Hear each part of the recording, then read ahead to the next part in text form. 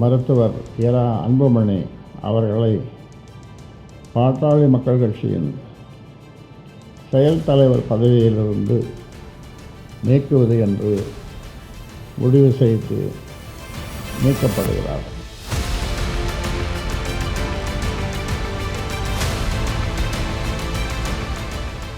கட்சியில் இருந்து அன்புமணியை நீக்கி அதிரடி காட்டியிருக்கிறார் பாமக நிறுவனர் மருத்துவர் ராமதாஸ். தந்தை மகனுக்கு இடையே கடந்த ஓராண்டுகளாக நீடித்த மனக்கசப்பின் நீட்சியாக இந்த நீக்கம் அமைந்திருக்கிறது. இந்த நேரத்தில் அன்புமணியை நீக்கும் அதிகாரம் இருக்கிறதா? பாமக யாருக்கு சொந்தம்? கட்சி விதி சொல்வதென்ன என்று விரிவாக பார்க்கலாம். பாமகவில் அண்மை காலமாக நிலவி வந்த மனக்கசப்பு தற்போது பிளவு வரை வந்து முடிந்திருக்கிறது. தந்தை மகன் இடையே இருந்த உரசலை சரி செய்ய வேண்டும் என்று தொண்டர்கள் நினைத்த நிலையில் தற்பொழுது ஏற்பட்டிருக்கும் விரிசல் பெரும் பரபரப்பை ஏற்படுத்தியுள்ளது. சட்டமன்ற தேர்தலுக்கு அனைத்து கட்சிகளும் தயாராகி வரும் நிலையில் பாமகவில் நிலவும் உட்கட்சி பூசல் தொண்டர்களிடையே சோர்வை ஏற்படுத்தியுள்ளது. இந்த நேரத்தில் தான் நீக்கப்பட்டது குறித்த கேள்விக்கு பதிலளித்த அன்புமணி இதைவிட முக்கியமான வேலை தனக்கு இருப்பதாக கூறி நகர்ந்தார். அதே நேரம் அன்புமணியை கட்சியில் இருந்து நீக்கும் அதிகாரம் ராமதாசுக்கு இல்லை என்று கூறியுள்ளார் வழக்கறிஞர் பாலு. இந்த நேரத்தில் கட்சியின் பைலாவின்படி யாருக்கு அதிகாரம், பாமக யாருக்கு சொந்தம் என்று விரிவாக விளக்குகிறார் பாமக பொதுச் செயலாளர் முரளி சங்கர். இப்போது நாங்கள் எங்களுடைய சிறப்பு பொதுக்குழு நடந்தது. அப்போது அந்த சிறப்பு பொதுக்குழு நடந்த அந்த ஆவணங்கள் எல்லாத்தையுமே நாங்கள் தேர்தல் ஆணையத்துக்கு அப்போவே உடனே கொடுத்துட்டோம். அதை கொடுத்துட்டனால அதை தொடர்ந்து இப்போ யாருக்கு இந்த அதிகாரம்ங்கிற பிரச்சனை வந்தால், இல்லை யாராவது மனு போட்டால், பாட்டாளி மக்கள் கட்சி சம்பந்தமாக யாராவது மனு போட்டால், பாட்டாளி மக்கள் கட்சியின் டாக்டர் ஐயா அவர்களால் நியமிக்கப்பட்ட பொதுச் செயலாளராகிய என்னையும் அதில் அங்கே ஈடுபடுத்தி தான் அந்த வழக்கை விசாரிக்கணும், இல்லை அந்த மனுவை விசாரிக்கணுங்கிற மாதிரி வேண்டுகோள் வச்சுருக்கோம். பாட்டாளி மக்கள் கட்சியிலிருந்து நீக்கப்பட்ட பாலு நீக்கும் அதிகாரம் ராமதாஸுக்கு இல்லைன்னு ஒரு கருத்தை தெரிவிச்சிருக்காரு. எப்படி பார்க்குறீங்க? இல்லை, அதுதான் உண்மையிலேயே அது ரொம்ப வருத்தமாக இருக்குது. அது மிகவும் கண்டனத்துக்குரியது. அது வன்மையாக கண்டிக்கிறோம். ஐயா அவர்களுக்கு அதிகாரம் இல்லைன்னு சொல்லக்கூடாது. அது அவர் சொல்றது அது மிகப்பெரிய தவறு. ஏன்னா இந்த இயக்கத்தை உருவாக்கியவர் டாக்டர் ஐயா அவர்கள். ஐயா அவர்களால் தான் அவரே நியமனம் செய்யப்பட்டார்.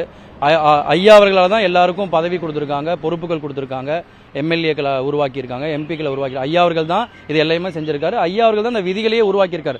அந்த விதிகள் உருவாக்கியவரையே பார்த்து உங்களுக்கு அதிகாரம் இல்லைன்னு சொல்றது உண்மையிலேயே கண்டிக்கத்தக்கது. கட்சியில் அன்புமணி ராமதாஸ் நீக்கி இருந்தாலும் கட்சியிலுடைய அடிப்படை தொண்டர்கள் யார் பக்கம் நிற்கிறாங்க? அன்புமணி ராமதாஸ் பக்கம் அதிகம் இருக்காங்களா, இல்லை ராமதாஸ் பக்கம் அதிகமாக இருக்கிறாங்க? தொண்டர்களுடைய கருத்து மனநிலை எப்படி இருக்கு? இல்லை, தென் மாவட்டங்கள் முழுதுமாக நான் பயணிச்சிருக்கேன். கிட்டத்தட்ட 20 மாவட்டங்களுக்கு பக்கத்தில் போயிருக்கேன். களம் ஐயா அவர்களுடன் தான் இருக்கு. இப்போ இந்த அன்புமணி ராமதாஸ் தனி கட்சி ஆரம்பிச்சுக்கலாம், தனி கட்சி ஆரம்பித்து வழியை பின்பற்றலாம்னு சொல்லி ராமதாஸ் சொல்லியிருக்காரு. அப்படி ஒரு தனி கட்சி ஆரம்பிக்க வாய்ப்பு இருக்கா? அப்படி ஆரம்பித்தா கட்சி தொண்டர்கள் யார் பக்கம் நிற்பாங்க? இல்லை, ஐயா அவர்கள் ஆளும் கட்சிக்கு, எதிர்கட்சிக்கு, இல்லை ஆளும் கட்சியில் உள்ள அமைச்சர்களுக்கு, இல்லை அந்த துறையினருக்கே ஆலோசனை சொல்கிறவர், அறிக்கை மூலமாக ஆலோசனை சொல்கிறவர்.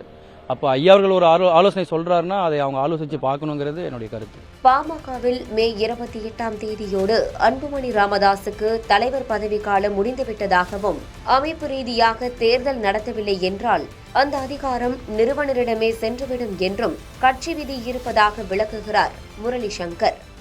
பொதுக்குழு அன்புமணி ராமதாசும் கூட்டியிருக்காரு, மருத்துவர் ராமதாசும் கூட்டியிருக்காங்க. கட்சி பைலா விதிப்படி யார் கூட்டுறது தான் செல்லும்?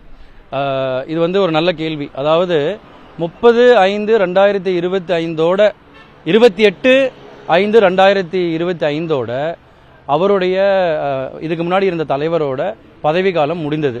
30/5/2025 நிறுவனர்கிட்டயே, அதாவது விதி எண் 13 படி எல்லா அதிகாரமும் திரும்பவும், அதாவது காலாவதி ஆயிட்டா அமைப்பு ரீதியான தேர்தலை நடத்த முடிகிற சூழ்நிலை இல்லைன்னா அது எல்லாமே அந்த அதிகாரம் எல்லாமே அது பொதுச் செயலாளரோ பொருளாளரோ தலைவரோ நிறுவனர்கிட்டயே போயிடும்னு சொல்லுவாங்க. அதுதான் அந்த விதியில் இருக்கு. அப்போ அதன்படி 30/5/2025 இருந்து அவரே நான் தலைவராக நான் தொடருவேன்னு சொல்லி மருத்துவர் ஐயா அவர்கள் அறிவிப்பு கொடுத்திருக்காரு.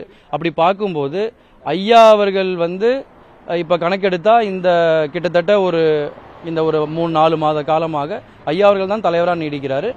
ஐயா அவர்களால் நியமிக்கப்பட்டவர்கள் தான் உண்மையான பொறுப்பாளர்கள்.